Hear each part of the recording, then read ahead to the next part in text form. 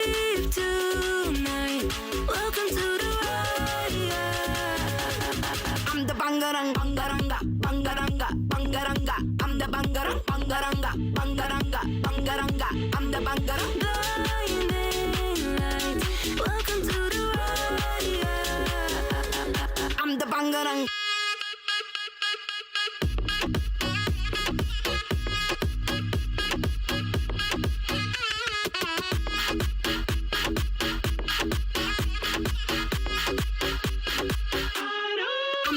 I'm an angel, I'm a demon, I'm a psycho, for no reason. I'm a mover, I'm a teaser, I don't follow, I'm the leader. Let me hype. No one's gonna sleep tonight.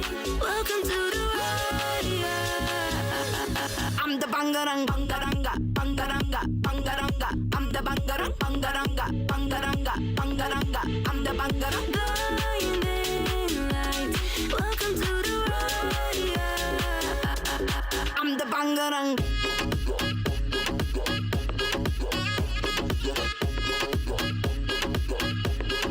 I'm the bangarang.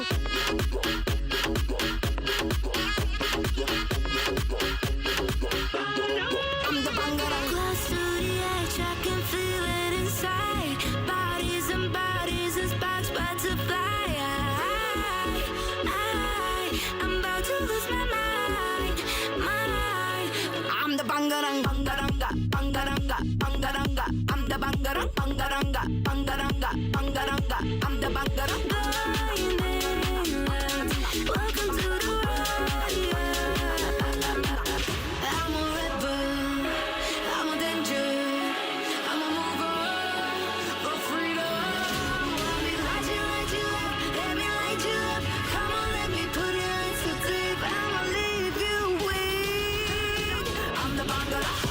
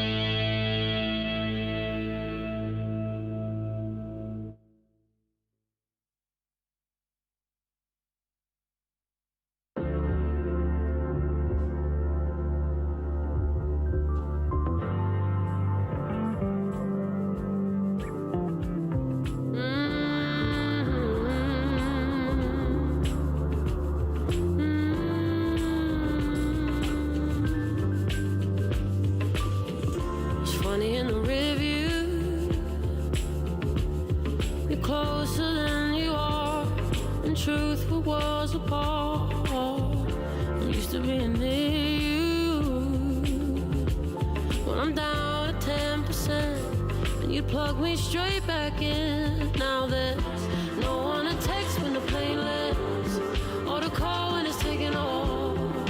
Right there, baby steps. I'll be my own pair of safe hands. It's not the end, it's the making of. Right there, for now I'm taking but baby steps. But baby steps. But baby steps. But baby steps. Just learning how to balance. If I'm out on Friday night, it'll be me turning off the lights when I come home. All managed. There'll be roses on the shelf, 'cause this house gon' love itself. Yeah, this house gon' love itself. I'm taking but baby steps. But baby steps. But baby steps. But baby steps.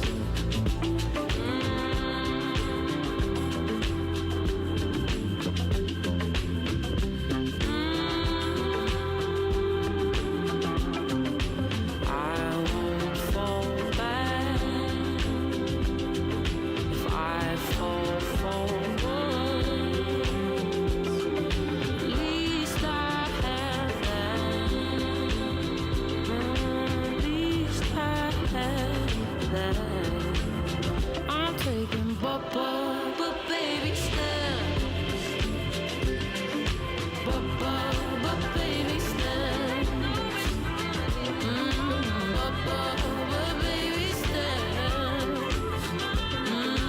But baby steps.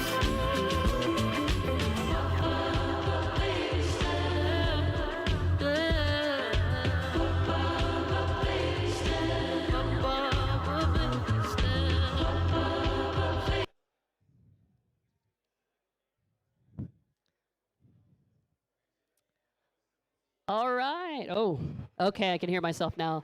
All right, guys. Are you ready for our first speech of the day? Woo! Get that energy going for Rosie. But before Rosie comes on stage, a little bit about her. So, our first speaker, Rosie Bell, she is a location-independent travel journalist. She's contributed to over 30 publications, including BBC Travel, Forbes, Condé Nast Traveler, Photos Travel, and Lonely Planet. She's taught more than 1,500 aspiring travel writers via her online courses, and she has traveled by buggy, helicopter, and even a school bus turned ferry. So she wanted me to let you know she's competitive with board games, and she's only ever been beaten 8 times in Scrabble, but she's never won Monopoly. Rosie, I feel you on that one. She also took her first flight at age 3 when her family moved to Namibia. She loves having deep conversations, and she speaks 3.5 languages, mostly thanks to Duolingo, where she has a 500-day streak. Today, she's going to talk to us about what people really want when they talk to you, a journalist's guide to better conversations. Rosie, welcome.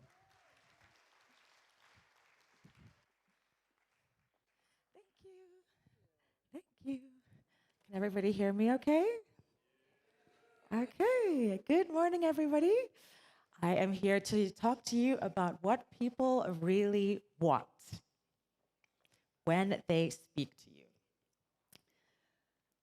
Looking at the screen, fans of the show Sex and the City will recognize that these are quotes from conversations between Carrie Bradshaw and her friends, Samantha, Charlotte, and Miranda. The fans will also know that there are long-standing conversations about how Carrie wasn't a particularly good friend to those ladies. Now, looking at these quotes, there are some serious conversation red flags. Speaker 2 is always Carrie, who has a habit of redirecting the conversation back to herself. Her friends bring up their fears, feelings, plans, problems, and somehow the conversation keeps circling back to Carrie. What's fascinating is that every single example here is from the same episode. That's how consistently she does it. Conversations are the building blocks of friendship. But in Carrie's case, she often responds from self-interest and doesn't feel like a particularly safe place for her friends to land. And the irony of this is that Carrie was a journalist. She was literally a professional question asker. She wrote a weekly column, and she was the narrator of the show. Apparently, during the show, she asked more than 90 rhetorical questions. She had a solo column. She asked questions, and she answered them herself. But real life doesn't work that way. Carrie was a journalist, but for real life journalists, we know the conversations are shared spaces. And I've been sharing those spaces with hundreds, if not thousands of people throughout my career as a real life travel journalist.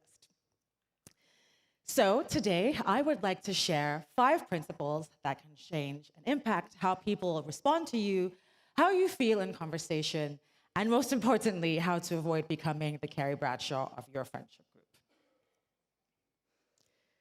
The first principle is that people feel able to open when they feel truly listened to. So how can you truly listen to someone?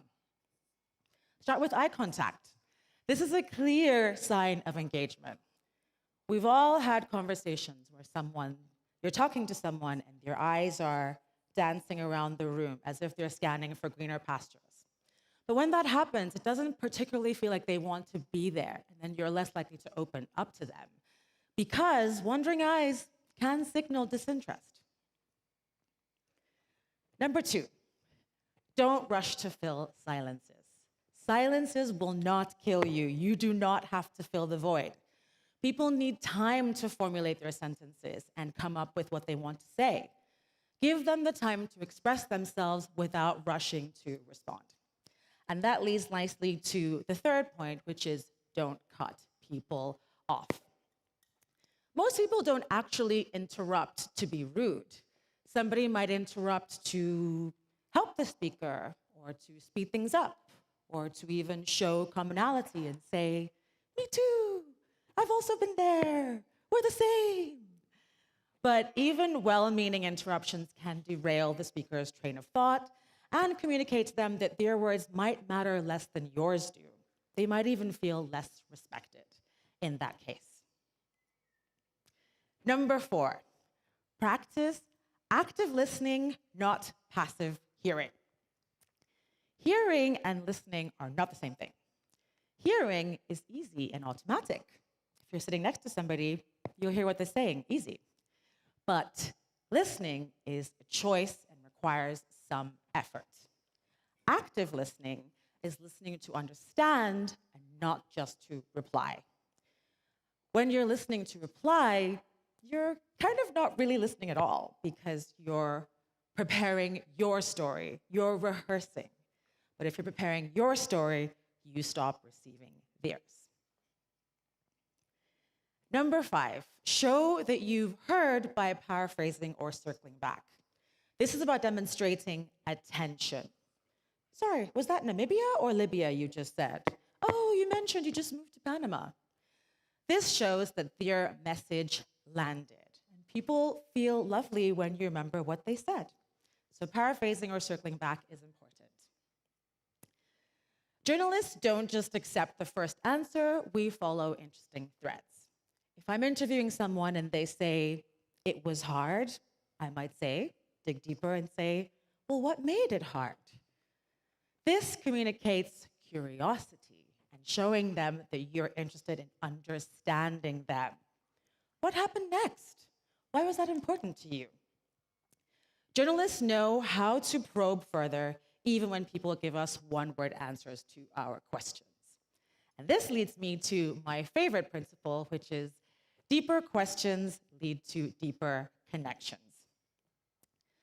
Journalists know that shallow questions get shallow answers. And journalists are trained to ask rather than assume. We are trained to ask rather than assume. This might seem perhaps a little bit obvious, but some people don't actually ask any questions at all. Some people actually don't ask any questions at all. Let that sink. For example, I was in Panama on a group tour, and there was a woman on that tour who didn't ask a single question of a single person for the entire day, not one. Eventually, she was asked about it. Why don't you ask any questions? And she said, people will tell me things if they want me to know them. True as that may be, we have to ask, why would somebody share the depths of their soul if they don't have clear signal that that person wants to explore it in the first place? Why would they do that? The woman on the group tour in Panama was expecting people to assume that she was open to connect when she hadn't actually given them any clear signals that she was. Because that's what questions are. Questions are signals that say, I think there's something worth discovering here. Questions are invitations, and really good questions are invitations to the full banquet. If you ask shallow questions, you get shallow answers. If you say, how was your day? Someone might say, good, fine, busy, done. But you'll get more magic if you ask richer who, what, how, and why open-ended questions. What was the best part of your day? What made you smile today? What's something that you wish you had more time for today? If you're trying to get to know somebody, you could learn so much about them by asking something like, what kind of conversations make your eyes light up? What's something that you would like to disappear from the world entirely? And when do you feel like the best version of yourself? If you're looking for some inspiration, I do have a list of deep conversation questions that you can peruse on my website. One question that got me going recently was, when was the last time you felt euphoria? I think more people want these kind of conversations than they actually admit. So if you want to get to know someone here today, conversations are important because they invite people to open up. Questions and thoughtful answers allow conversations to grow branches. And if someone is generous in their questions for you when you talk to them and they are somebody that you want to know, give them something to hold on to in your responses. Give them more than one-word answers. One of my favorite interviews I have ever conducted was with Gunnar Garfors, who is the first person in the world to travel to every country twice. My interview with him was fantastic, and I actually forgot that I was conducting an interview in the first place. He was very expansive with his responses. He gave perspective, texture, vulnerability, and so much detail. And I came away feeling like I understood his why. And he ended up being the main character in this article that I wrote for Photos Travel about people who travel to every country in the world. He was a good conversationalist, and as it happens, Gunnar Garfors worked for many years as a journalist. So perhaps it's not too surprising that he was a great conversationalist. He was expansive with his answers, but he also asked me questions. He gave me space as the interviewer to show up. And that leads nicely to the next point, the next principle, which is conversational humility over conversational dominance. Or in other words, not everything is or should be about you. If you are the only one talking, it's no longer a dialogue, it's a monologue. And if the conversation's only about you, then you're giving a speech to an audience. You're not having a dialogue. It helps to think of a conversation as a relay race. In a relay race, you have to pass the baton. You have to pay attention to where the other person is. And you have to know where they are, and you have to let them run their part of the race. And you can't win if only one person does all the heavy lifting. What a conversation or a dialogue is not is ping pong. A few years ago, I was in New York, and I witnessed a conversation that really stayed with me and really reminded me of ping pong. One person would throw out a topic. The other person would throw out something completely random back. Words were flung about randomly, and they bounced and fell where they may. Nobody asked any questions. Nobody followed any threads. nobody built on anything, and nobody was really connecting either. Essentially, both parties were fighting to say their piece. But it doesn't have to be a war of words or attention if we remember that conversations are a collaboration between two people. It doesn't have to be a war of words. One reason, though, why someone might dominate a conversation is because they want to be seen as interesting. People think that being interesting means being impressive, saying clever things, listing your accomplishments, and talking about your accolades. But let's face it, everybody has accomplishments. Everybody here today has done or is doing something impressive. An actual way to be impressive or to be interesting to people is to be interested in them. Being interested in someone is one of the most reliable ways to be interesting for that person. Think about this room today. This is the first talk of the conference, and throughout the day, you are likely to meet lovely people from all walks of life. Later on, when you're brushing your teeth and getting ready for bed, the people who will linger in your mind won't necessarily be the ones who were the most impressive ones or had the best resumes or who once talked too longest.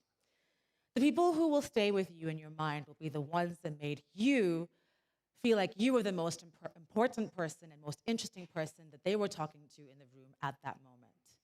It will be the people who made you feel like there was the most mutual interest. That's who will potentially stay with you today, not the people who talked the longest. So, you don't have to perform or talk at length about yourself and how great you are, because nobody really enjoys being talked at. You want to be talking with people. We've all had conversations where some people just are happy to talk about themselves at length. You probably know if that's you, if you have a habit of doing that, or hopefully you know if that's you. But when that happens, you take over the entire conversation. And conversational humility is remembering that the other person wants to be seen and heard just as much as you do. If you walk away from a conversation where you feel like the person knows nothing about you besides the fact that you've listened to them, you've probably experienced conversational redirecting. Conversational redirecting is where you, instead of focusing or acknowledging or expanding on what someone just said, you shift the focus back to yourself. And you know who was perennially in the habit of conversational redirecting? Carrie Bradshaw, of course. Here we have another example from Sex and the City, this time from season 6, episode 9, from an episode called A Woman's Right to Shoes. The fans will know this. In the episode, Miranda was suffering from adult chickenpox, and she was stuck at home. She called Carrie, and she was talking about a man who just moved into the building who she had a crush on. Miranda says, "As a leper, I'm laying low, but according to my sources, he's officially in the building." And how does Carrie respond? Well, she completely ignored everything that Miranda had to say about her situation, and she brought it back to herself by saying, "Hey, is it bad that my life is filled with shoes instead of children?" She continually places herself at the center of the conversation. But for real journalists, we aren't the story, we are the witness. We know how to make space for people's narratives to emerge and put ourselves to the side. And I think that mindset can also help our everyday conversations. For journalists, even when we write personal essays like this one, our experiences and our lives are simply the conduit to tell the story of a topic or a situation or a place that's outside of ourselves. We know how to not center ourselves in the narrative. Principle number 4 now. Journalists take notes. It's part and parcel of our job. We take notes, lots of notes, sometimes too many notes, in my case. I'm actually a little bit of a prolific note maker. I come back from trips, and I come back with hundreds of photos and hours of audio notes and scribbles that I have taken while interviewing people. I take notes of every single detail because details matter. Details help you build a story of who people are in front of you. And when you're trying to get to know people, that's really important because every clue matters. A single quote can end up being the thing that brings a whole story together, or a throwaway conversation can end up being your next headline. For example, this story that I wrote for Wired, the idea to write about people who crowdfund to fund their travels came to me when I was actually interviewing somebody for the story about people who visit every country in the world. Every clue matters when you're talking to somebody to find out who they are and what matters to them. Note-making helps us when we're meeting new people. It helps us understand new people. But it also helps you take care of your existing people. So I actually have a habit of taking notes about people in my life, my friends and my family and my loved ones. I take note of their love languages, things they mention in passing that I can give them as gifts down the line, dreams they've had, funny things that they say. And I don't do this because I'm conducting a surveillance operation. I do this because being remembered by people that you remember fondly feels delicious. That's why I do this. Note-making is very important and can help you with understanding the people that you might meet today in this room. The fifth and final principle is judgment is the enemy of trust. Remembering things people say is important, but it's also important to create the conditions that make them want to share in the first place. And this is where judgment comes in. Safety breeds honesty, and honesty breeds connection. People are most likely or less likely to be honest if they feel they're going to be judged. People reveal themselves when they feel safe to see, do, or think however they want to be. And being a journalist, we have to get people to open up to us. Our job involves getting people to open up to us. I've had people tell me lies they've told their bosses, their own perceived delusions, the secrets of their successes. And they've done this, they've shared these things with me because they perceived that they had a safe, judgment-free space to do so. As I mentioned earlier in the talk, most people truly want to be seen and heard. That's why people hardly ever turn down requests to be interviewed. I can count on one hand how many times that's happened in my career. People want their time in the sunshine. Most of us want to be seen and heard, and people are less likely to talk to you or reveal themselves if they feel that they're going to be met with disdain, disgust, or disbelief. And if someone feels that you are likely to judge them for the things that they share, you might end up getting edited out of their conversation circuit. It can be hard to remain non-judgmental with certain charged topics like politics.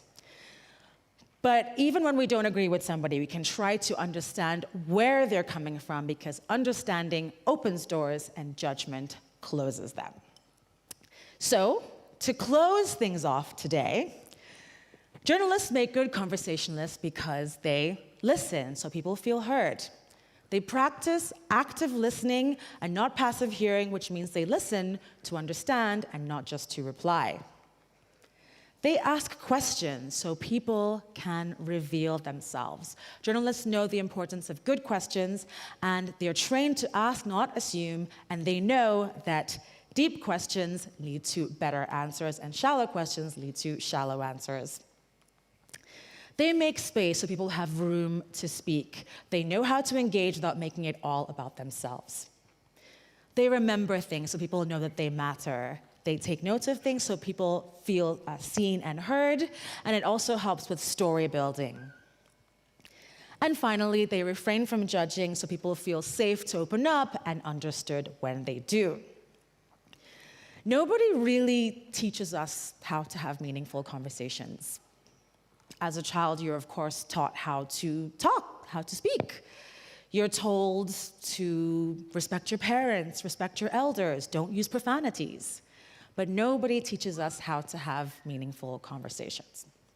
So, if you view conversations as a journalist views an interview subject, your conversations might just get better. And better conversations lead to better relationships. And something tells me we all want more of those.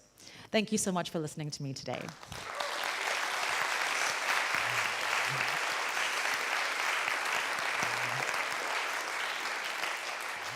Thank you. Thank you so much, Rosie. Thank Thank you. you.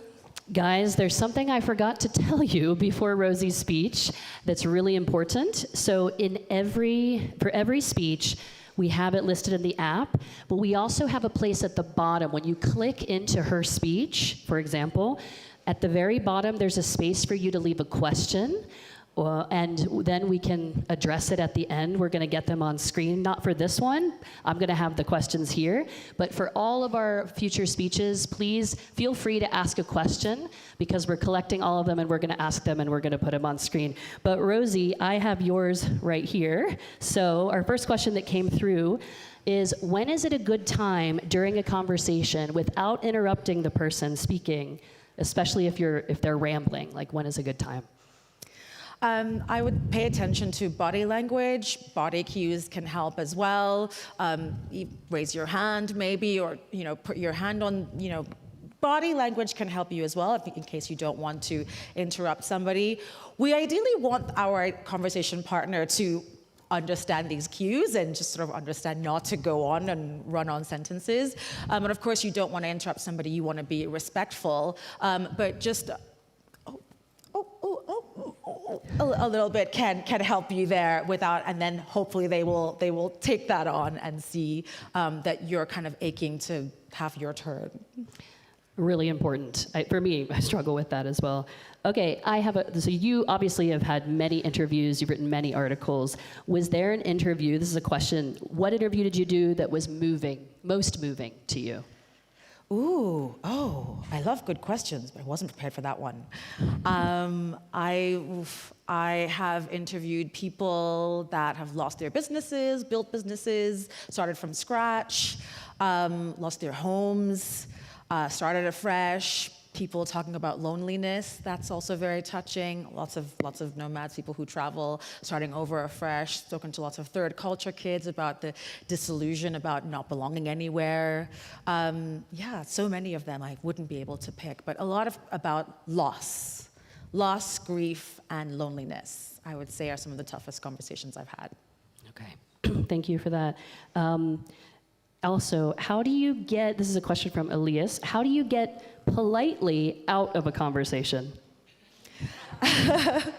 Again, body language can help, sort of getting your bag together.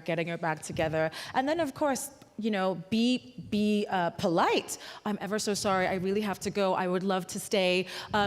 I remember, we'll catch this up next time, we'll pick this up. This is where we stopped. We were on the topic of you were about to move to Japan. Okay, I would love to come back to that. I just really have to go right now, or whatever it is. Just express to them that, the reason that you're going, and try and get some of their understanding there.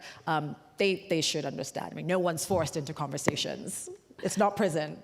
But that is, I think, one of the hardest things sometimes. You can get stuck. So thank you for that. And thank you, guys. The questions are coming in. Okay, what is a book on this topic that has inspired you the most?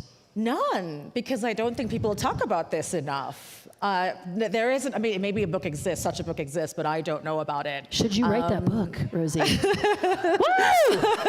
Challenge, we can see you next year with this book. Set up a booth here. Maybe such a book exists, but I have no idea about it. I don't think that people have these conversations enough. And to the point I made about, it might sound obvious that people don't ask questions. Some people really don't ask questions. It seems very obvious, but they don't. And I felt, someone asked me the other day why I wanted to give this talk, and I think it's because we all really want to connect. And sometimes you might think someone doesn't like you, or you might get bad vibes from them, but like in their mind, they're thinking, is it safe to ask questions? Is it safe to open up? But I think if we remember that everybody, we all want the same thing. No one's on the run from the law. We all want to be seen and heard here, so. Absolutely. So no such book that I know of. Until next year. Perhaps, maybe. Or 2 years. Maybe I'll give you 2 years. Okay, we have another question from Michelle. Any tips when you're interviewing someone who you feel is being dishonest? Yes, keep digging. As I mentioned, we know how to keep probing, respectfully, of course, because again, conversations aren't jail. People are safe to leave and share as much or little as they want to. Keep probing politely. Use their own words. Oh, you mentioned earlier, but can I expand on that? Oh, you said that this was your first time in Bansko, but you know all the streets. So are you lying to me? Like, what's going on there? Paraphrase and circle back on things that they've said. People will always trip themselves up by themselves. Okay, very good tips, very good tips. Okay, another question from Matt. So following up on the answer to the previous question, how do you get politely out of a conversation, but without lying? Oh. Well, again, because conversations aren't jail, you do have the right to leave. Yesterday, actually, a lady said, I need a moment. I need some me time now. I've been talking all day and I need a moment. That was her truth. And that's fine. Like, you have to respect that because, again, conversations aren't jail. Yeah, okay. There's a lot of ways. Just own your truth. Yeah, just own it. I mean, except, of course, if it's like, hey, I'm leaving because, like, I just don't like you. You suck. Like, perhaps not. Maybe not in that case. Okay. Just always be polite. Always be polite. Okay. All right. So have you ever had an interview or participant attack you personally rather than engage with the topic, whether it's about race, body image, attire, or religion? How do you respond in the moment and keep this discussion constructive? I'm sorry, could you repeat the first part, please? Yes. Have you ever had an interview or a participant attack you personally rather than engage with the topic? How do you keep something like that constructive? People do get defensive, and like not just in interviews, even when you're speaking to them, people do get defensive. But I think understanding is a really important one. I'm just asking you this because I want to understand why. You mentioned that you did this, and many people might not agree with that. I would like to understand why. Get them to explain their rationale, so maybe you can take some understanding from it. Again, with politics, that might be one that might be a little bit tricky. Race comes up too. You can also just say, I don't feel comfortable talking about that topic, or let's stay on this topic that we were on. We were discussing this. Go back, circle back. There's ways to redirect, again, without completely shutting somebody down or being rude and saying, you're not apt to talk about this, or you don't have the right to talk about this, you don't know what you're talking about. Just try to remain, have understanding and be polite in all of your conversations. And that can lead you very well in wherever you're going, be it romantic, platonic, professional, whatever, understanding and politeness. Thank you. We have a question from Cha-Cha. Did an interview ever make you cry? Yes. Very deep. Some people talking about loss, again, someone talking about losing a family member or heartbreak. Those stories of loss really get me, because I've lost people as well. So yeah, those ones really get me. Yeah, of course. And I have a question personally that came up from something you said. You said you keep notes on your friends and their love languages. What have you found to be the best way to track all of that? Like Excel spreadsheet, Google Doc, like what? Notes app, my notes app. I have a list of things my friends say, and it's like just hilarious things. And at first people found it strange, but then now when it comes up and like I remind them, I'm like, you said this, and like, I didn't say this, so now I write down the date and time as well. So they can't, like, I have evidence, I have proof, receipts, screenshots, but actually it's just funny. It's a way of bringing us closer together, and they're like, wow, you remember what I said on the 14th of September, 2024 at 3 p.m.? Like, you really care about me. You really care about me. You give me your attention. Like, somebody giving you their undivided attention feels like such a blessing sometimes, and I think that that's just a cute way of showing, like, I really listen to you. Absolutely. Thank you. I'm always trying to track Don't be that stuff. scared. Yeah, right. Well, thank you again, Rosie, for sharing. Thank you, audience. I think you found where to ask the questions. We got a lot, so keep doing that throughout the day, and I hope you have a wonderful rest of your day. And thank you, guys. The cinema stage is starting also from now, so check the app where you want to be, what speech you want to see. Now both stages are open. Thank you, Rosie. Thank you. Thank you so much. Thank you. Bye.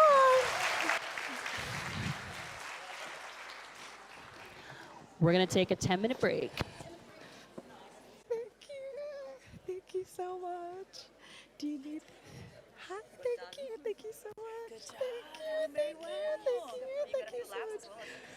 I noticed. Thank you. Would you like that back? Yes, perfect. And then we're gonna mic them up. Now you can relax and enjoy the rest of the fest.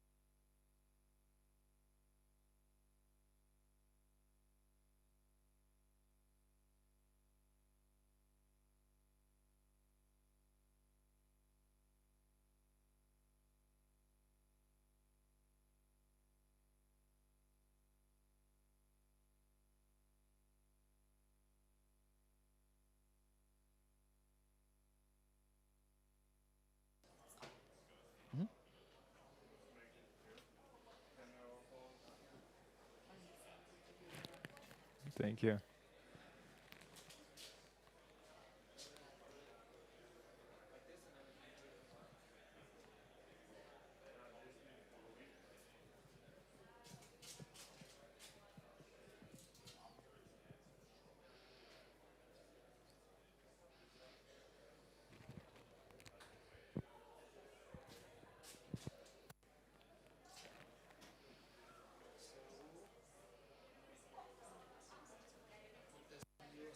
Yeah. This is for You're recording?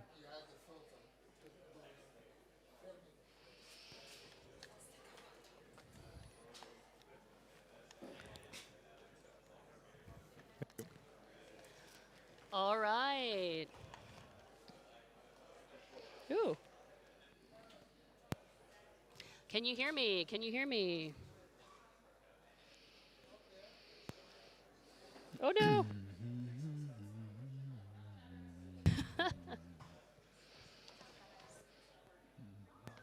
Let's just go. Let's change it. These don't last very long. What about the timer? I'm doing it, apparently. That's, sorry, here. Okay. Do we need a audio check, or are we okay? Yeah, she just used it, Yeah. Rosie, so like you just turn it on. Yeah, she just turned, your colleague just turned it on for me. They'll turn it on and it's us. Okay.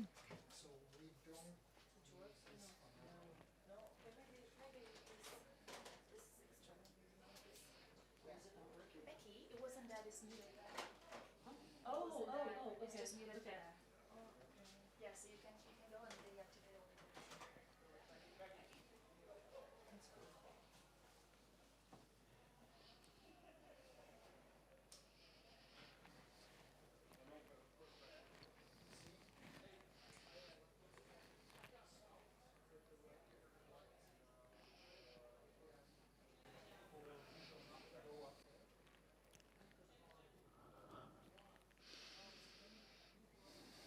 Bismillahirrahmanirrahim. A'udhu billahi minash shaitan.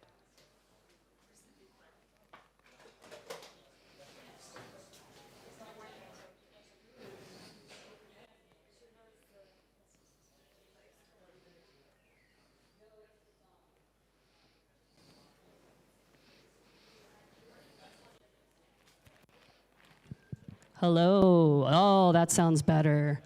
Okay. Guys, are you ready are you ready to learn how to make money? Yes.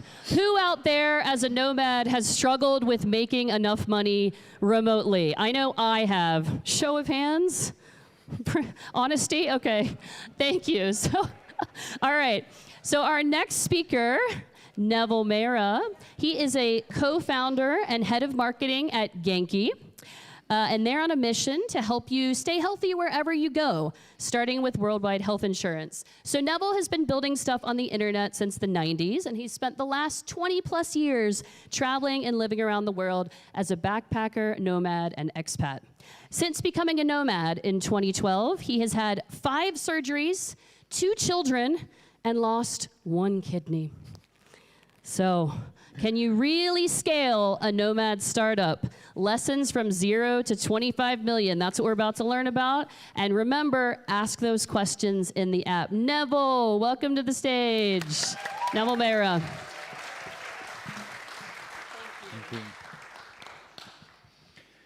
Thank you so much. Good morning, everyone. Thank you for having me back again. I'm excited today to talk about something that is always on my mind 24/7. It's what we're working on at Genki, and something I think a lot of you are interested in as well, and that is scaling a nomad startup, building a business as a nomad. And as many of us are interested in this topic, the reason I wanted to discuss it is because it feels like there's still just like not a lot of great information out there when it comes to like actually building a business. So much of what you see, slide. There we go. Oop. Too much? Okay. Whoa, it's going double. Cool. So much of what you see is this, right? Join my course of creators who are coaching coaches using AI to build a community of community leaders so you can quit your 9-to-5, move to Bali, and enjoy the freedom lifestyle with passive income.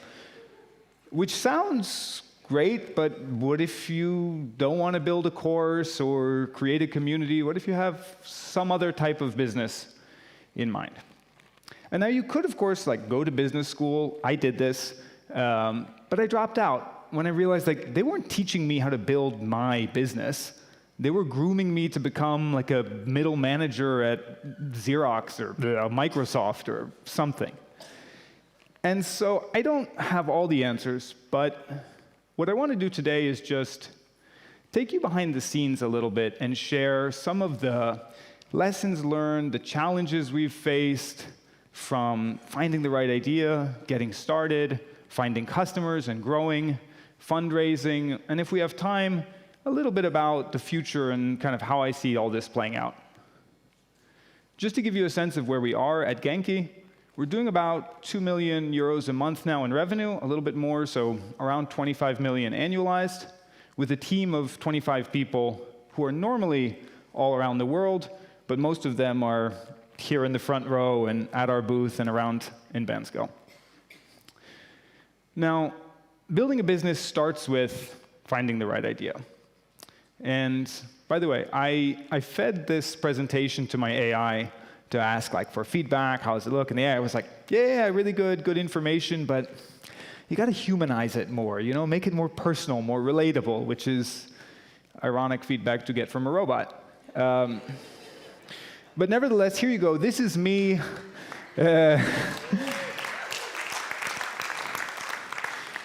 22 or 3 years ago, I'm sitting in my friend's basement. For those of you who are Gen Z, that square thing behind me is a computer. We plugged it in the wall and used it to go on the internet. And I'm working on one of many startup ideas, business ideas, building websites. And my approach back then was, oh, there's this other website. Man, these guys are making so much money. I could build that. I could do that thing. Or sometimes, there's this new tech stack. We've got Ajax now. I could build something with this. And so me and like friends, co-founders, we would just build something, put it out on the internet, and then get disappointed when we didn't have any customers, when no one used it, when we weren't rich and famous, we had no traction. Like, that wasn't the right idea. Okay, on to the next one. And I don't recommend that approach. It didn't work very well. What I recommend instead is, and this sounds super obvious, like start with a real problem. Find an actual problem that people have and solve that problem. Now again, it sounds obvious, but then I meet so many nomads who are like, I want to build a business. And then they just go clone Nomad List for like the 600th time and build the same website that exists over and over and over again. So start with a real problem, ideally something that you have yourself. That makes it so much easier. And this, again, in the past was not what I did. I would just be like, crypto is hot right now, or mobile apps are cool, there's so much energy in this space. Let me make something. But then you have no idea, like, how to get customers, what are their needs, what pain points do they have? So ideally, you start with something that's like a problem that you experience. And you're nomads here at a Nomad conference listening to a talk on building a nomad business. So I won't linger on this point too long. It seems like you're already on that right track. Let's get a little more specific. So, Genki, how did we do this? It was a journey. It wasn't this one eureka moment where you just I've got the right idea. It started when Mark, our visionary leader, my co-founder, the one who really came up with Genki, became a nomad back in 2018. Started traveling the world. And experience firsthand that it's really hard to take care of your health when you're traveling to new countries constantly, moving around. You might not even speak the local language. It's disruptive to your fitness routine, to eating well. You don't really get groceries and cook. Where's the healthy food? You don't have your doctor. If you have like a family doctor back home who knows your history, who understands you, you don't have them with you when you're traveling. If you get sick or hurt, you don't necessarily know how the medical system works, where you are. Can you trust this hospital? Are they going to harvest your organs or make you better? How do you even access the medical system, right? So you have all these kind of questions and struggles and things, and like we as nomads generally all face some versions of those problems. And so Mark had this vision of like, wouldn't it be great if there was some kind of like a health partner, right? Some like one-stop shop service thing, whatever it is, that would just make all of this easier. Like we all have some version of these problems. Why do we all have to go and solve them individually ourselves? Why can't there just be something? But health is a huge topic, and there's so much in this vision. So like, what do you do? Where do you get started? And now, Mark's background is as a software developer, working in an app company before, so it's like, maybe there's an app that we could build.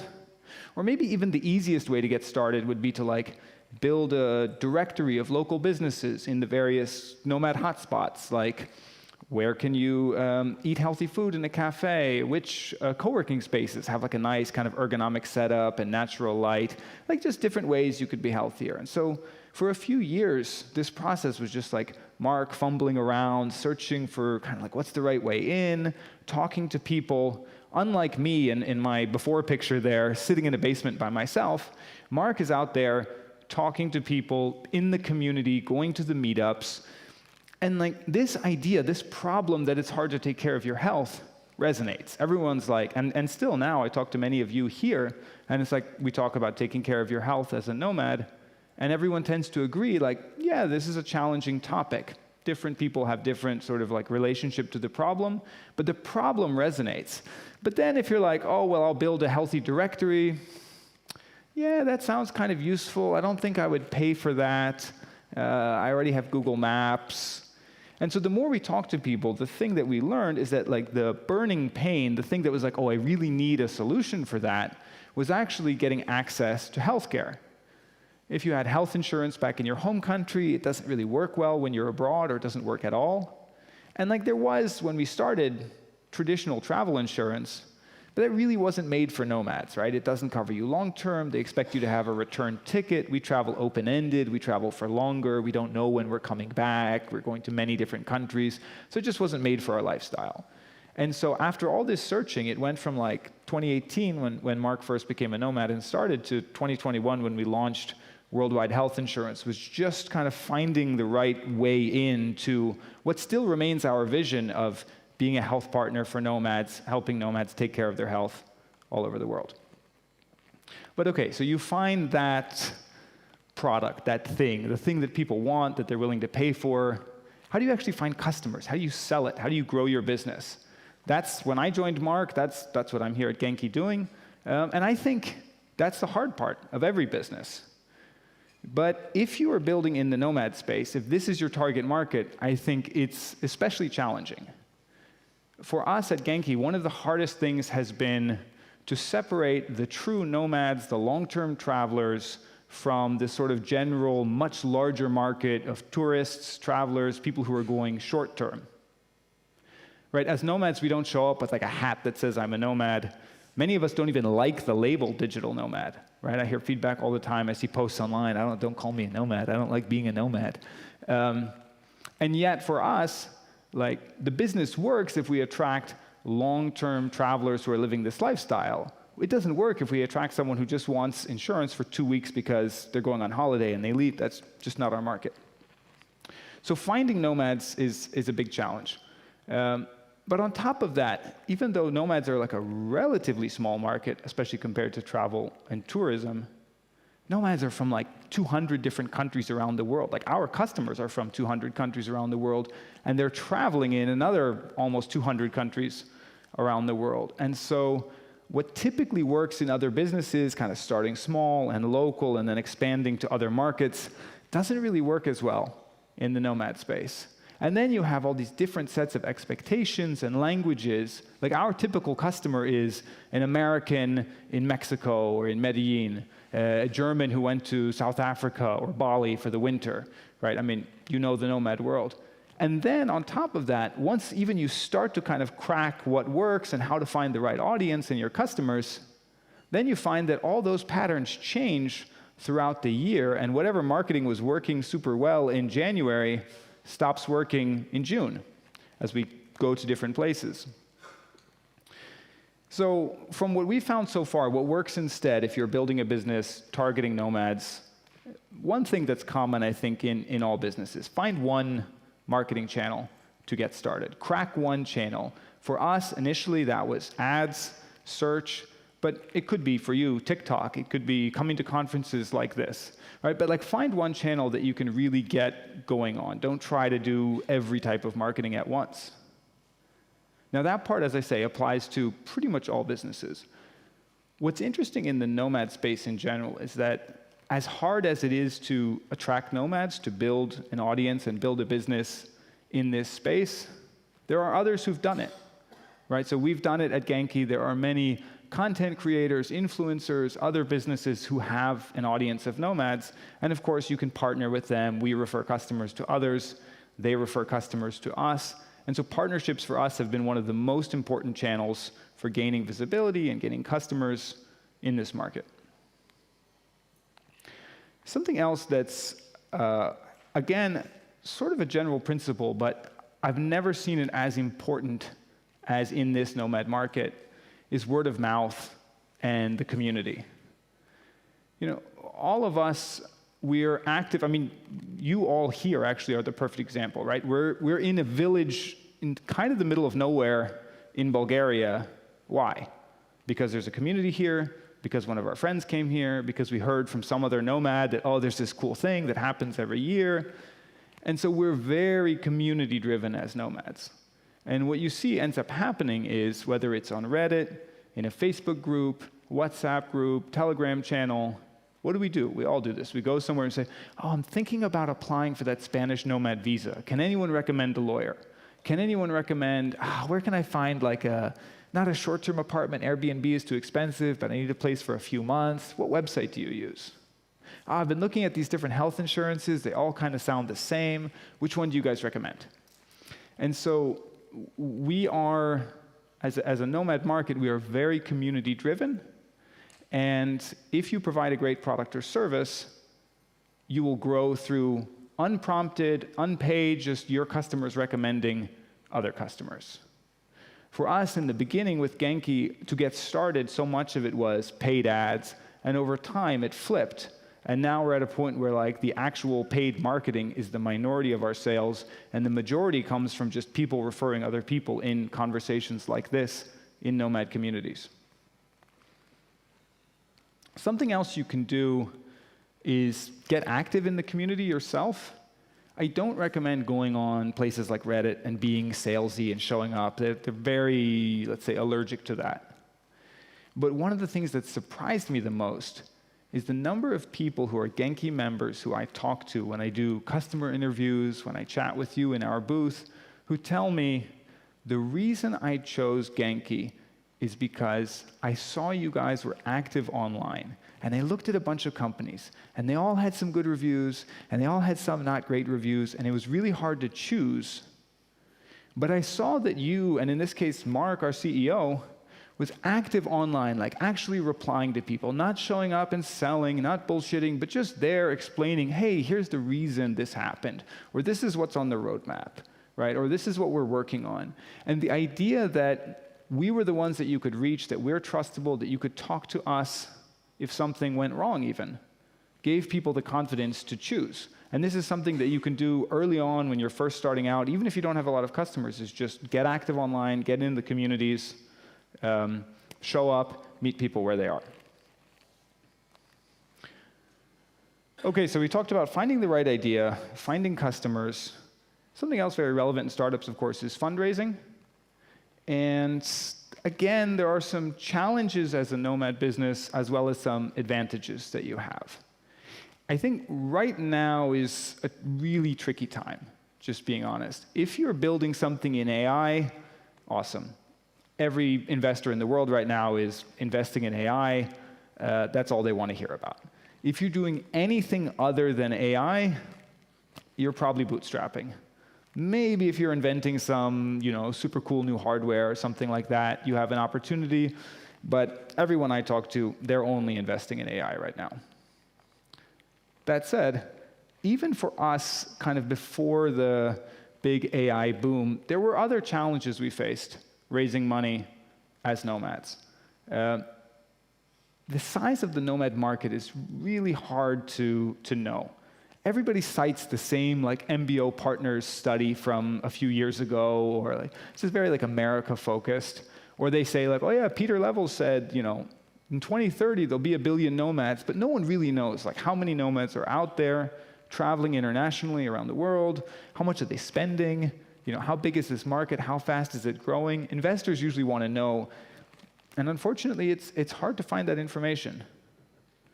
Now, you can be like a fully remote team, as we are, and you can raise funding, but it's tough. I would say most, especially the top-tier investors, they really want you in the office. They want you in Silicon Valley or in San Francisco grinding like 7 days a week. They're not interested in lifestyle business, you know, have your freedom. They want you living that lifestyle. So, that said, maybe you don't need to raise funding. Maybe you don't need venture capital. And this is something that's changed a lot, and where, again, I think nomad businesses have a distinct advantage, right? So for most startups that I've been involved in, and I think in general, in the early years, your single biggest cost is your own lifestyle. It's the co-founders, your rent, your food you need to eat. And you, of course, all know, as nomads, you can control your cost of living by just moving, right? You can control your burn rate. So you can stay here in Bansko or go somewhere in Latin America or Southeast Asia and base yourself somewhere where your costs are low for a while and be able to have your runway extend longer. You also might not even need to hire a team as early now with AI. I know this is already such a popular topic. I won't spend much time on it, but just that like, whatever the assumptions were even a few years ago about how much money you need to raise, if you're able to just stretch your efforts further with AI, I think now you might not need to hire a big team, at least early on. But when you're ready to hire that team, you have a huge advantage, especially if you're a fully remote company like we are. So as I say, we're about 25 people, I think in 19 countries around the world now. And whenever we post a job, and by the way, we have 2 open positions at the moment. We're hiring developers. You can find them on our website.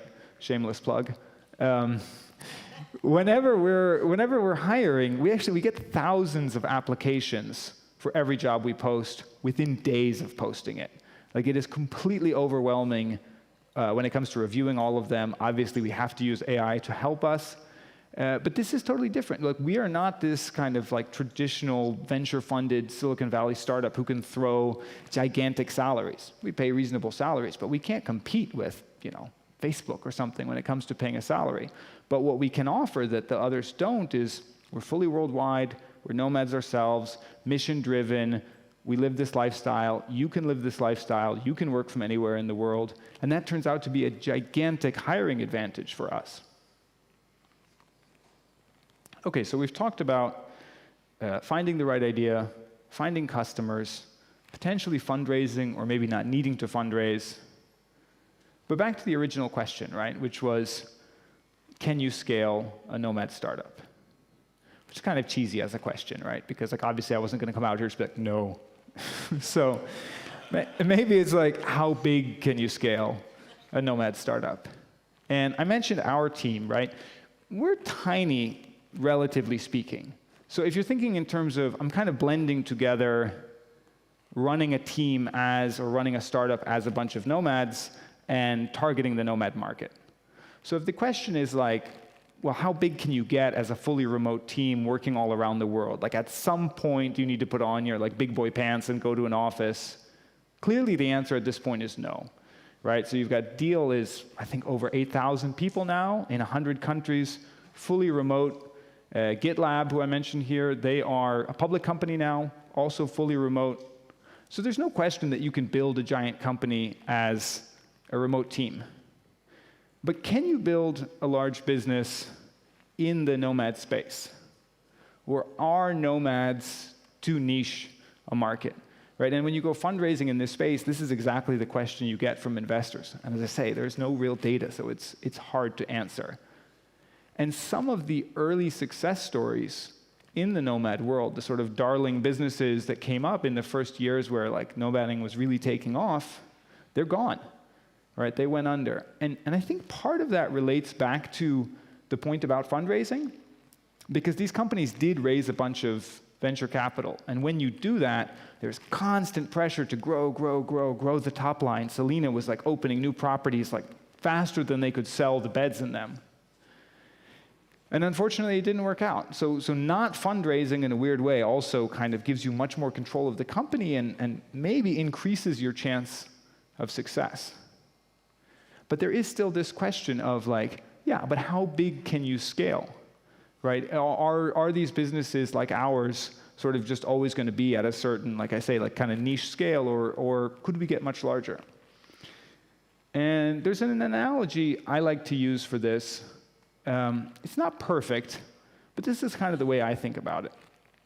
When Uber first launched, it was a super niche product.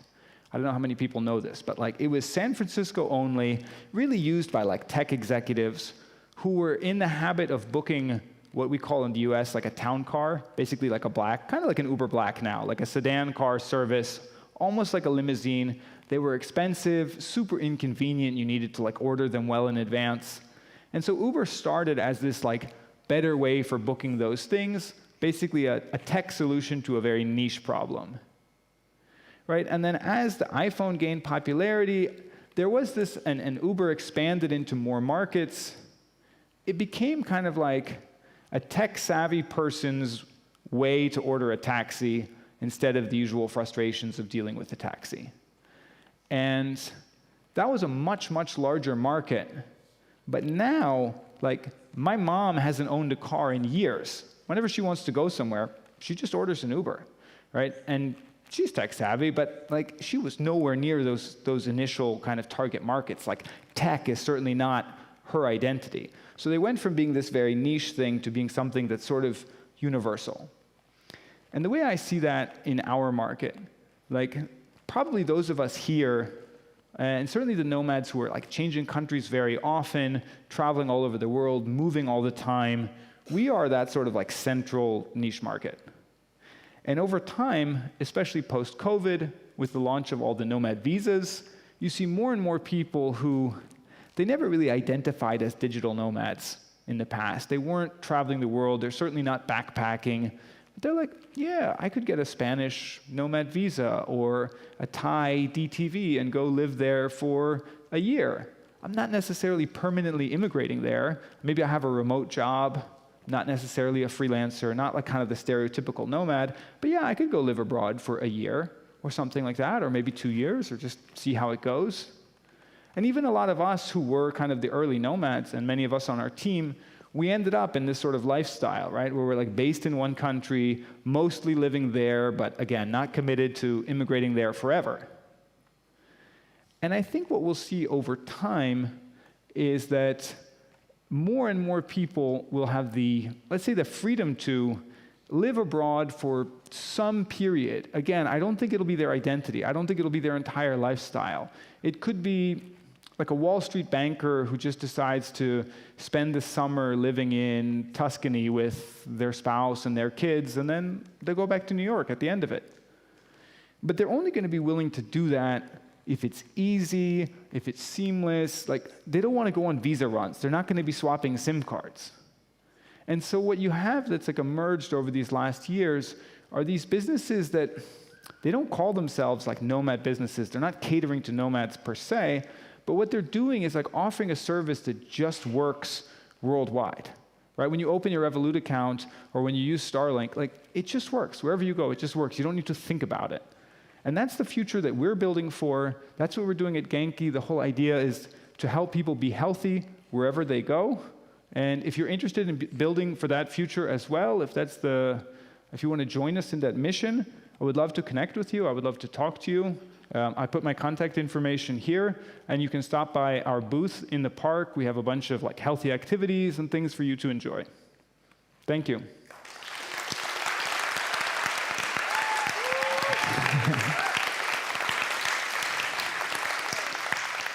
Thank you very much.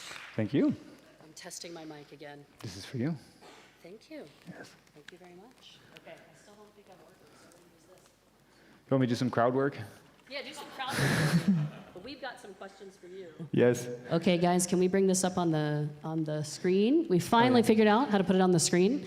Okay, so our first question for you is, was Genki the first business that you built? No, absolutely not. I think it was in the intro. So yeah, I started, yes, really like back in the 90s. I'm a dinosaur.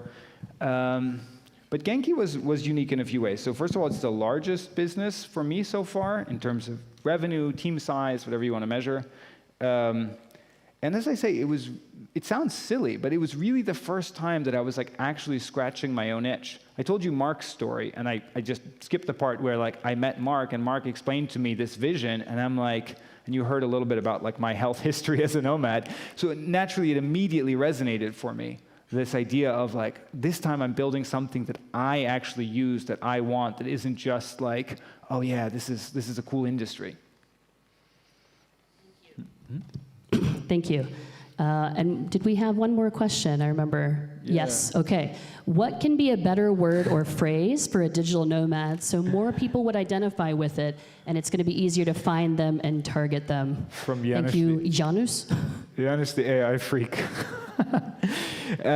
We struggle with this nonstop. It's tough. I've asked people, we've done surveys about this.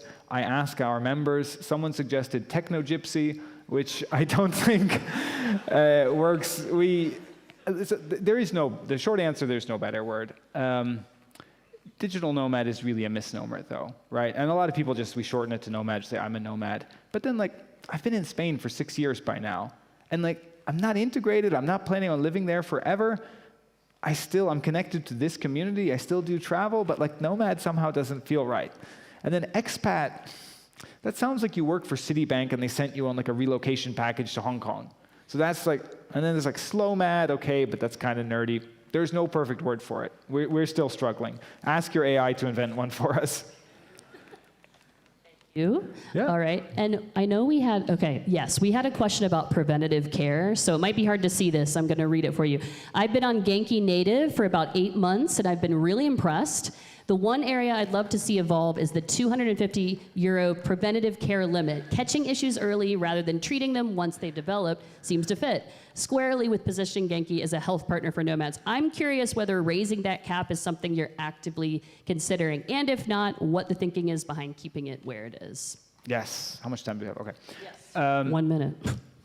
Wherever you are, Caroline, I am 100% with you. I wish for the same thing. This is something we push the underwriters on. In the insurance industry, people are quite conservative, so they like to see real usage data. And so the question is like, how much of that amount will everybody use? Because it just goes directly from like you using, other things in the insurance, like you might get in an accident, you might break your leg, there's some like probability factor there. But if we just say, here's €1,000 to use on preventive care, go get every longevity test and all that kind of stuff you want to do, people will just use the full €1,000. At least that's the insurer perspective. And so the challenge is finding the right balance between the size of that amount of preventive care that you can get versus the monthly premium that you have to pay, because every additional benefit or more spending just directly goes back into that. And so I think 250 is low. It is something that we're working on. And I'd like to offer more granularity and letting you choose, like basically like a slider between like how much risk do you want to take, how much do you want us to cover, and you can pick kind of like how much you pay monthly versus how much cover you get. Thank you so much, Neville. Thank you. Is that all? Yeah, that's it. Thank you all. Thank you. All right. Well, guys, we've already learned about how to have deeper conversations today. We've just learned about how to make more money, hopefully, thinking about startups in the future and being healthy. Our next topic is going to talk about health and longevity. So stick around for that. Or if you see something you want to see on the cinema stage, now's your chance to move there. So we'll take a 10-minute break. Thank you.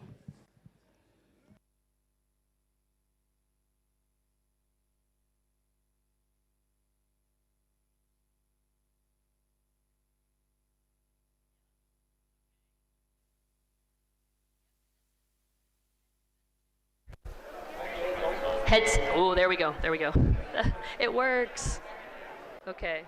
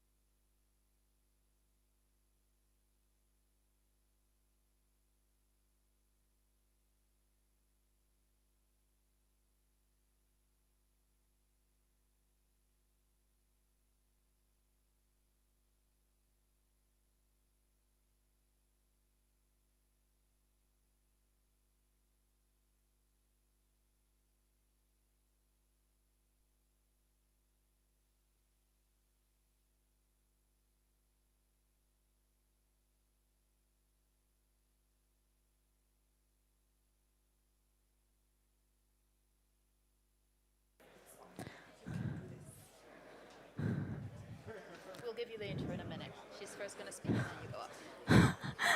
Oh my God. I love you. These are my circle of people. Come on. Like I have my hooligans. That's amazing. Yeah. I have the most supportive bunch ever. You have support here. Your friends, we support you. Yeah. We're excited to hear you. Yeah, so everything's going. I mean, I know them all, so it's fine. Uwe. You're just chatting tea friends. Thanks, my love. Sorry. That was very loud. That was you. Funny.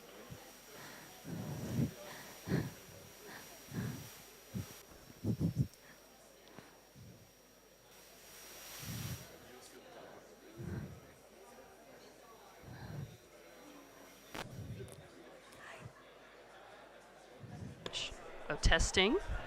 Testing, testing. Testing. Oh, beautiful. Okay. Thank you. All right, guys. Welcome to our third talk of the day. Welcome to the main stage if it's your first speech here today. Welcome back from the cinema stage, perhaps. Okay, as I previewed right before our break, we are now going to learn more about health and longevity, something I know we all care about. And our next guest, our next speaker, Maria Tika, is going to talk about how genetics play a role, but habits define your longevity, a nomad's path to thriving at any age. Now, a little bit about Maria. She is a health and wellness advocate with a degree in sports science, and she has 15 years in the pharmaceutical industry. She brings together science, discipline, and personal experimentation to show how healthy habits can support strength and longevity, even while you're constantly on the move. I know this is something we all struggle with. Now, I will tell you a little bit of a fun fact about Maria. She thinks that pineapple on pizza should be absolutely persecuted. I agree, Maria. I agree. She also likes to do her cardio on the bachata dance floor and is the only speaker so far today that I actually saw doing push-ups in the speaker prep room. So Maria, come on, do it. Come on up, Maria. Woo! Thank you, Becky. Wow, it's so nice to be here, guys. Thank you for my bunch of people. So who thinks pineapple on pizza should be a crime? Okay, and who likes pineapple on pizza? Out, straight away. Okay, guys, well, I'm here to tell you a story. So a couple of months ago, I was training at a gym. I was in Da Nang. You know, one of those mornings where you feel super pumped, right? Arms workout. Well, and this big guy comes up to me. You know, one of those big dudes, all on TRT and peptides. And, well, we get into the conversation. And I tell him that I'm 42, and I'm preparing for my first bodybuilding bikini competition.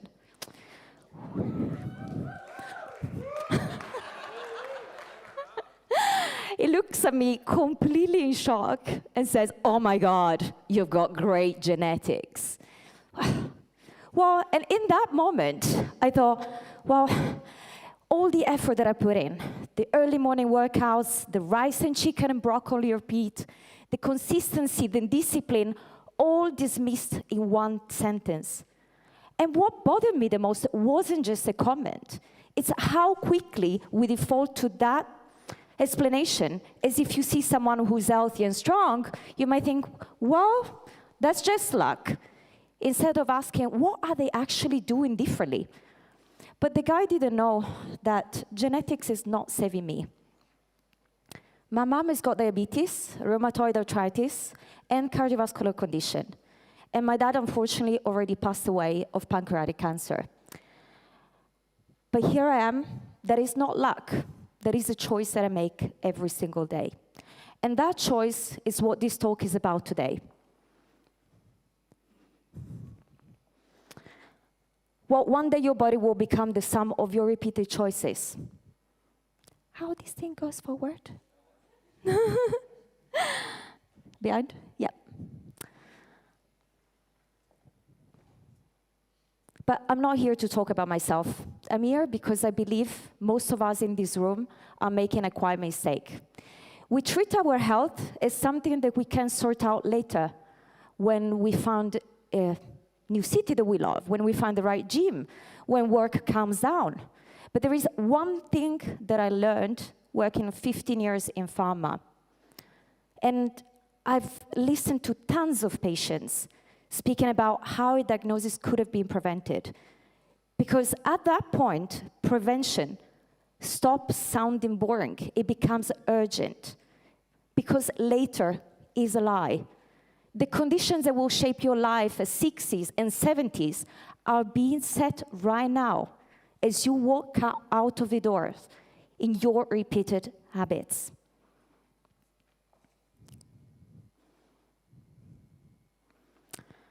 Well, what most people believe is that longevity is already decided, somewhere written in your DNA. So if your dad, for instance, died at 70, like my dad, unfortunately, well, in the back of your mind, there might be a quiet thought, well, that might be my limit too. But according to the Swedish twin study, your lifespan only depends, well, actually, your genetics are 25%. Sorry about that. 25% depend on your genetics, right? The remaining 75% of your lifestyle dictates your outcome, right? So I'm here to tell you today what, as a nomads, are the kind of bigger mistake that we make. And when we talk about longevity, we often think how long we live, right? And that's called lifespan. But there is one other number that is far more important, is how well we live. And according to the JAMA Open Network study, there is a gap between lifespan and health span of about 10 years. Imagine 10 years of living in poor health. That's huge. It's basically your health span, it's the period of life when you live free from any conditions on disability. And if you're basically living 10 years of your life in poor conditions, well, that means that all this freedom that you're working for, well, it's out of the window. And this is not the kind of life that I'm designing for myself, and probably not the life that you're designing for yourself either. Well, as nomad, nobody tells you, right, that this life sometimes comes at a cost. And we tend to romanticize because we've got this freedom. But let's be honest, we've all been there. We neglect our sleep because we're too busy, because we're in a time zone, we take calls at 2 a.m. We neglect our nutrition, or we eat whatever Grab can offer because it's been that kind of a week. But nomads do not deprioritize their health because they lack knowledge. There is tons of information out there. And us as nomads, we deprioritize our health because our environment very often changes faster than our habits can stabilize. And any new country, any new city, you're resetting the supermarket, your gym, your sleep schedule, and basically your default habits become your reality. But then I want to introduce you to 3 people you might already know. Well, here is Chaos Luca, Hustler Rick, and Wellness Lisa. So Chaos Luca basically never exercises. Is the kind of person that doesn't even know what is a gym, eats whatever Grabs can offer. And Hustler Rick, maybe you see him in this room, any of you? He tracks everything. Has got like the Whoop, all the gadgets to track his sleep. He does sauna, cold plunges, but he lives on coffee and cortisol because it's vibe coding until 3 a.m. in the morning. And then you've got Wellness Lisa. Well, she's also very knowledgeable, but she's also that kind of person that forgets to eat when stressed and she's working too much. Who of you is Chaos Luca? Raise your hand. Just one person? I don't believe it. Who's Hustler Rick? Oh my goodness, I see someone who's very similar. That's AI generated, totally AI generated. Who is Wellness Lisa? Okay, quite many. Okay, well. And then I thought about something, because to be honest, I've been Chaos Luca, Hustler Rick, and Wellness Lisa, all of them, the three of them in the same week myself, believe it or not. And I thought about, what about if there was a framework designed to live this life in the best possible way we can, right? And I thought about 5 Alt accounts you either deposit or withdraw from, and the compound effect comes in your 60s. It's your choice. Well, the framework spells a word that you already know. N-O-M-A-D.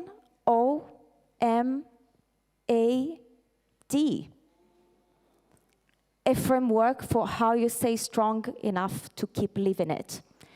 Because nomads do not fail their health because they lack knowledge, do not fail their health because they lack willpower.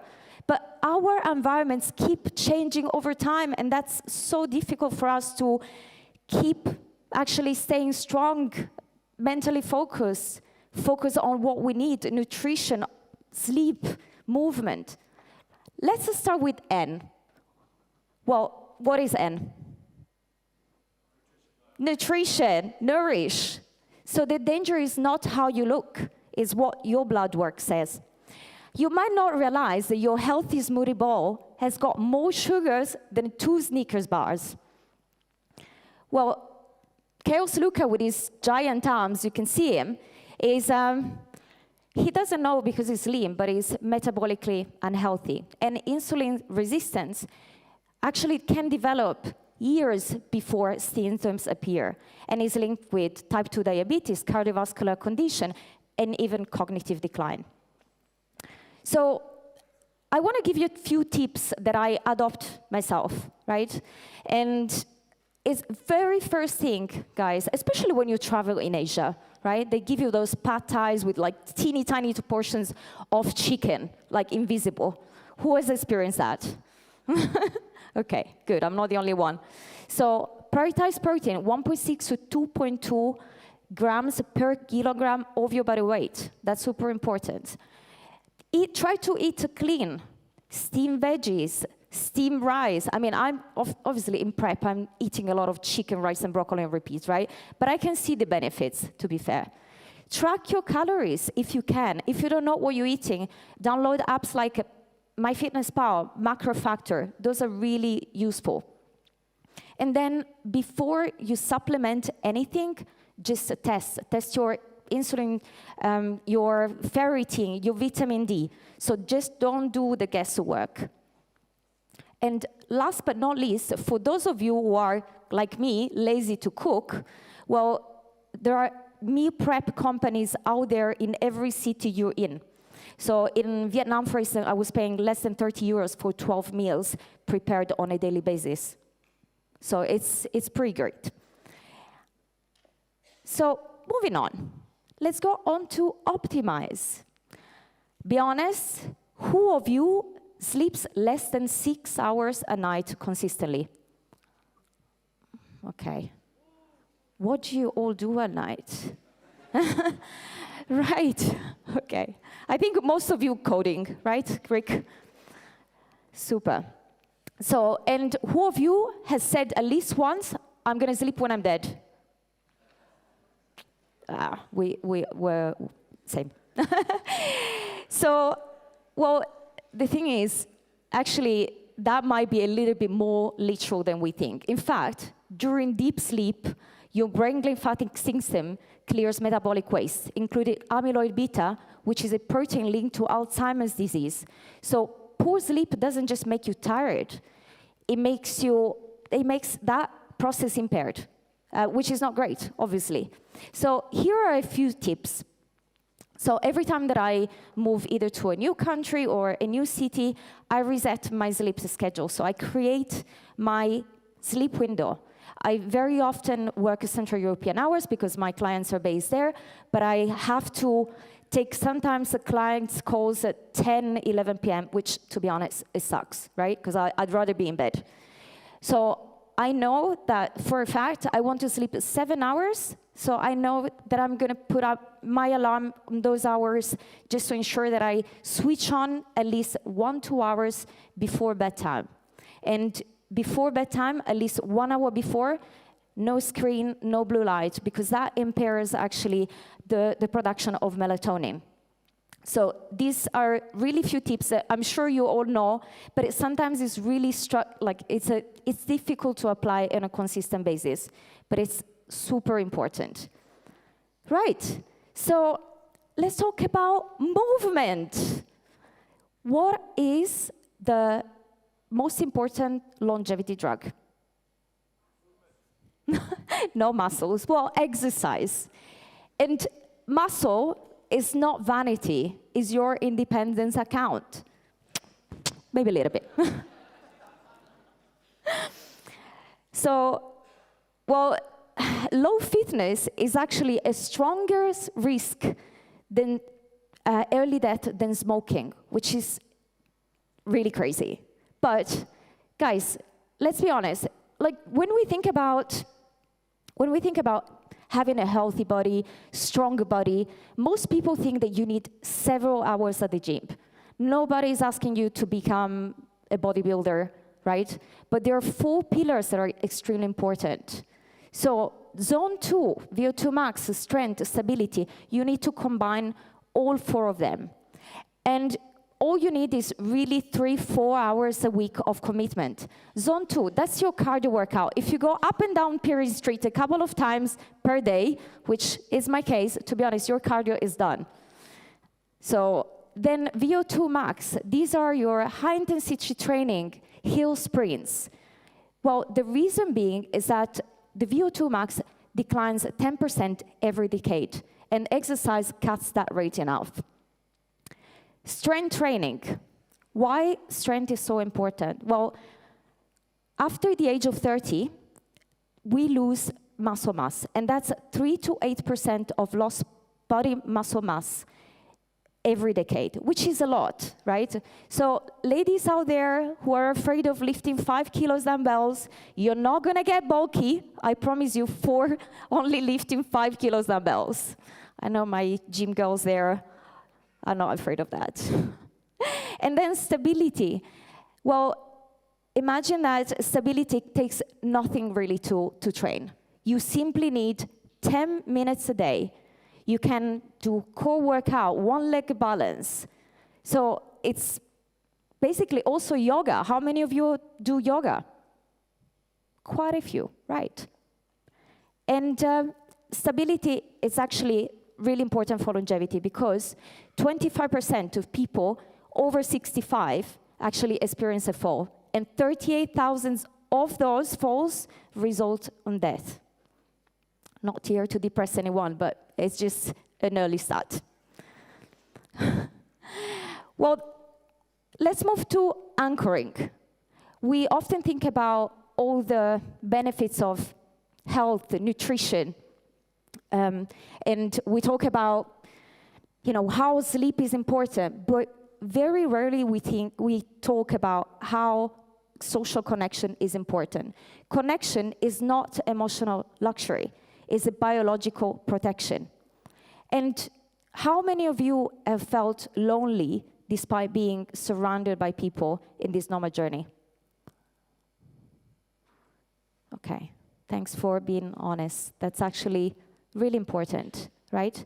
We think we're connected sometimes because we're in gazillions of chats. We are in the Good Morning Bansko with 25 chats. We think we are connected with so many people, but actually, in reality, we reset our social circle every time that we change city, very often. So it's really important to create those trusting connections. I met some of my best friends last year at the Bansko Nomad Fest. I'm very fortunate some of them are here today. So thank you for being here and showing up.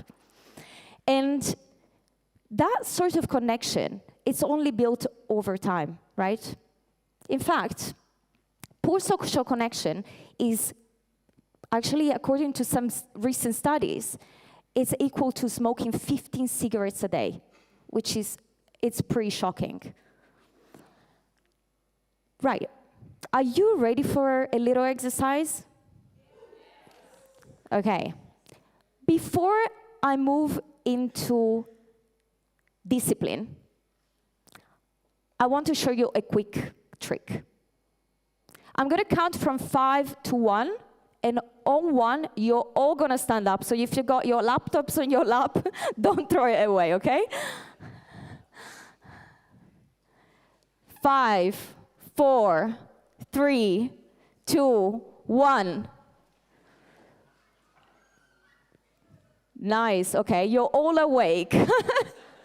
You can sit down. Thank you, guys.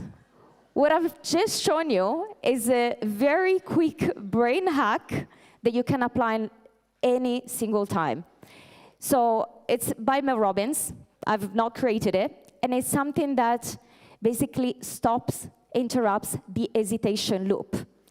So before your brain starts making excuses for yourself, oh, am I going to go to the gym or not? 5, 4, 3, 2, 1, go. Out of the door, right? Obviously, prepare your stuff before, right? You don't want to go in your underpants out. But essentially, right, this is a very simple thing that I started applying every single time. I catch myself, I don't know, doom scrolling before going to bed. Throw away that phone, 5, 4, 3, 2, 1, put it aside. Actually, it's sleep time. I'm about to buy a donut, 5, 4, 3, 2, 1. Actually, let me buy a bunch of broccoli, right? It's not always true, but at the moment it is. Sad story. Right. Essentially, guys, your habits are not weak. I'm not here to tell you that you lack willpower. No. Your environment is unstable. We are always on the move, right? Most of us. So we need to create these small habits. And how do you create these, or break bad habits first, right? Because it's the toughest one, I would say. So you need to make it invisible. So if you're actually thinking, well, I'm going to stop smoking or I'm going to stop drinking, right? You just don't buy that stuff for you, right? Clear your social circle. I know that can sound a little bit harsh, but when I decided to stop drinking and stop smoking, not long ago, I said to myself, I need to clear my circle for a little while. And then now I don't have any issues in having people around, well, smoking around me, yeah, I don't like it. Drinking around me is still okay, right?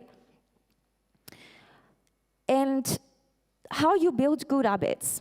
Over the past months, I've actually adopted something really, really, really good that made me feel like, wow, okay, I'm stable, I'm disciplined. I've actually started an accountability chat with a couple of friends, which is working wonderfully. I mean, there are tons of apps, obviously, out there that can track your accountability, but it's so much better when on Sunday we send each other's goals, midweek we review those, and then on Sunday again we check in what was the progress. Because ultimately, what you want to do is just thinking through what you're doing, your actions.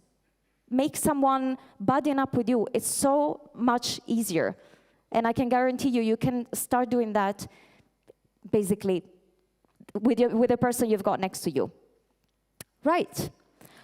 I want to go back to the guy at the gym for a second. So he wasn't wrong that genetics matter. He just thought they were the whole story. What he didn't see was the compound effect of tons of boring decisions that I had to make over time. When I changed country, when I was tired, when my motivation was minus 100 and I still showed up. It's tough, guys. I'm not telling you it's easy, but I'm not even telling you to compete in the next bodybuilding competition. No, none of that. I'm asking you to think about your future self. Do me a favor. Close your eyes for 10 seconds. Picture yourself at 80. Are they strong? Are they independent? Are they boarding the next flight unassisted?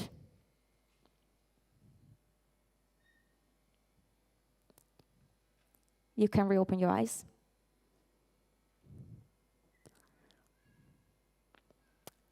And now, before you walk out of this room, I ask you to choose one habit that your 80 years old self will thank you for. Because the goal is not to just arrive at 80 or beyond. The goal is to arrive there, fully enjoying yourself. Longevity is not built at 80, it's built today in the small, boring, repeated choices that nobody claps for. Thank you.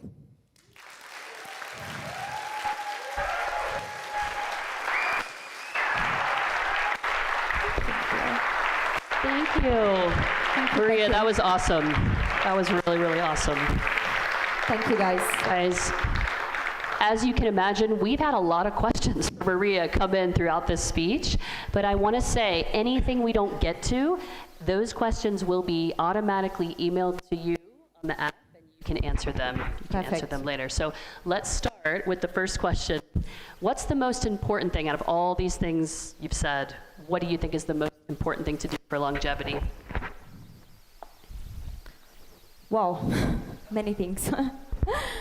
I think one thing that I haven't said is just being really conscious about where you want to get.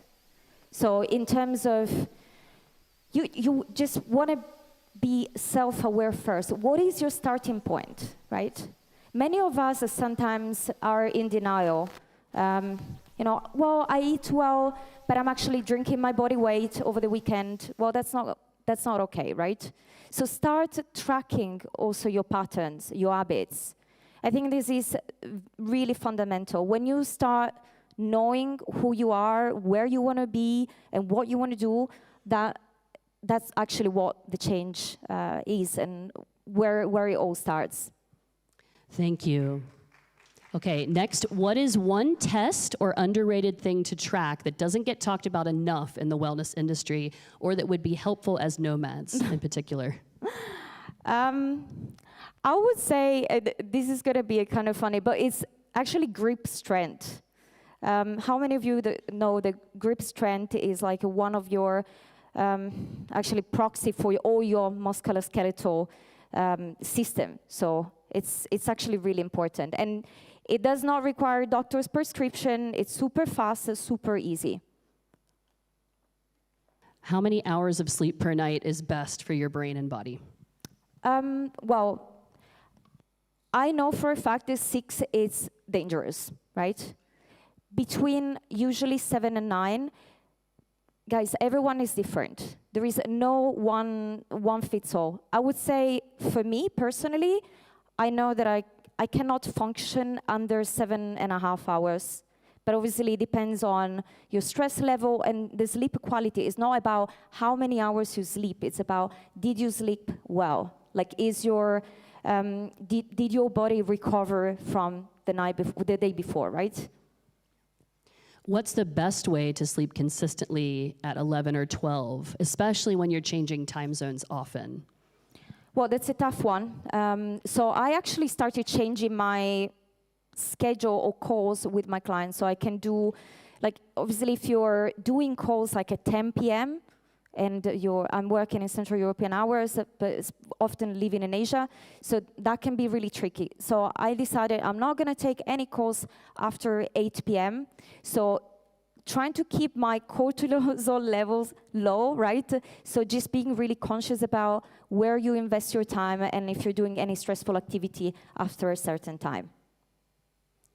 And also, one important thing, I love coffee. I could drink coffee at 10 p.m.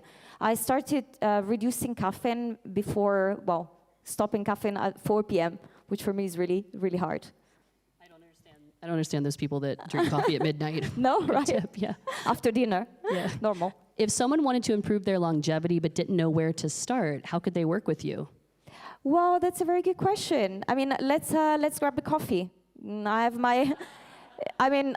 my contact details. Grab me. I'm gonna be here on until the 20th of August. So just grab me. Before 4 p.m. if it's coffee. Before 4 p.m. Okay, how does stress factor into longevity? It's a massive one, right?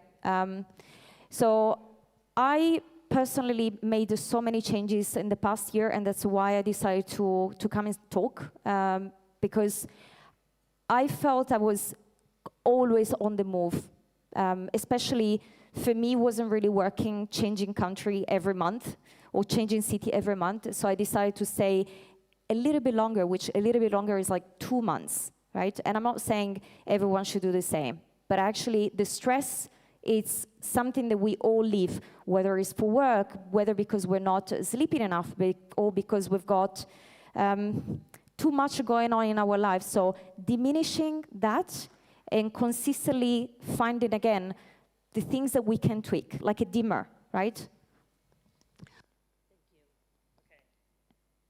Last question. Talking about longevity, accountability, and community, would you ever consider hosting wellness retreats? Yes, I'm actually looking to host my first retreat next year. So my dream since 2019, and then I stopped because of COVID hit, was to set up a wellness retreat. Back then, I didn't know what nomads were, but now that I know, it's going to be more aimed at nomads. So watch this space. And you've got the NOMAD acronym, so it's perfect. Exactly. Yeah. Well, thank you so much, Maria. Thank you for all of your questions, guys. She's going to get the questions sent to her, like I said, that were not answered up here. So thank you. I hope we're all going to live longer now. Thank you. Thanks, Becky. Thank you, my dear. Thank you. Okay, guys, we're going to take a 10-minute break, and we're going to be back here for 11:30. I think it's going to be a pretty popular topic because we're going to talk about AI and how to AI power your marketing. Okay. See you in 10. Thank you, my dear.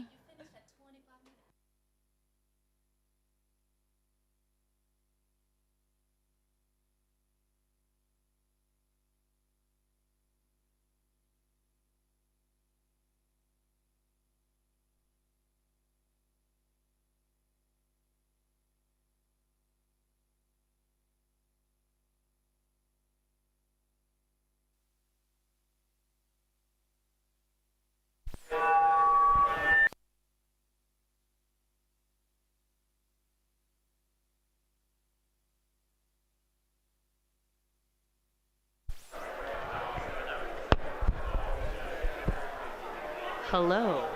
Testing. Testing. It sounds good. I heard it.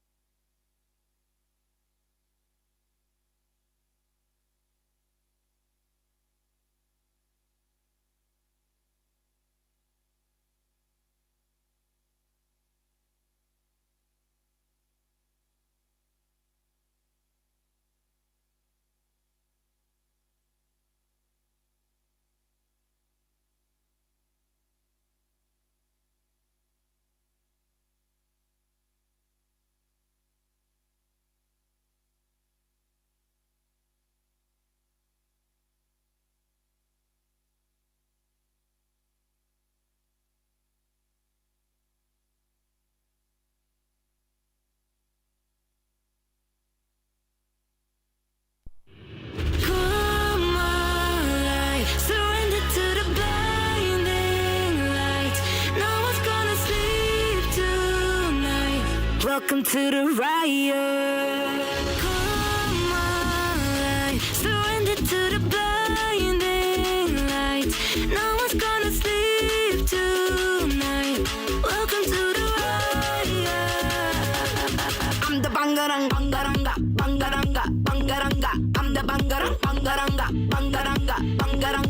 the bangarang. Blinding lights. Welcome to the ride. I'm the bangarang.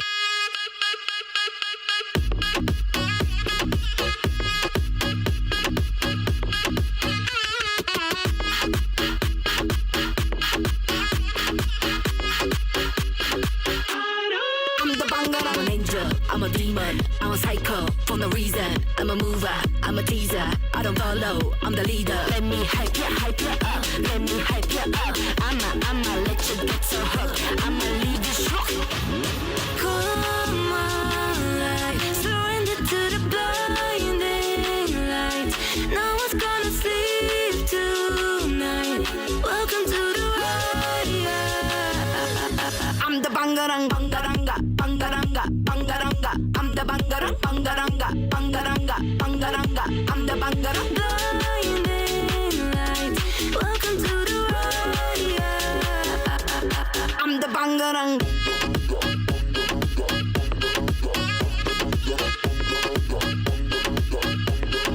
I'm the bangarang.